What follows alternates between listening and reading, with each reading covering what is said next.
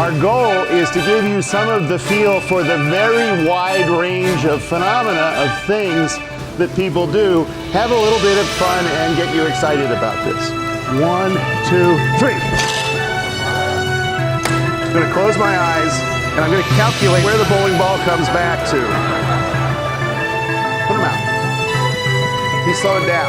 It's easy to slow things down. Pull them in. And he speeds back up again. Okay, now just rotate it over. All the way over, all the way over. There we go. That's the second can that it went through. They just float. And if I hit it right, I can get it. But the thing is getting smaller and smaller and smaller. What you're hearing, you're applying heat to the water until finally it boils at its high temperature and starts to rise, which is kind of cool, right?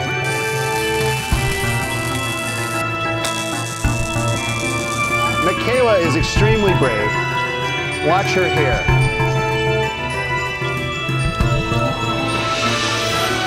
See it frost out. 3, 2, 1.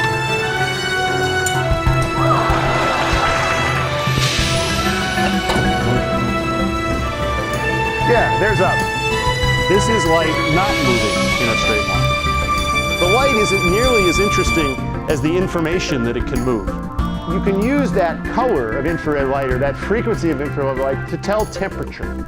Every object produces infrared light at a color or wavelength that corresponds to its temperature.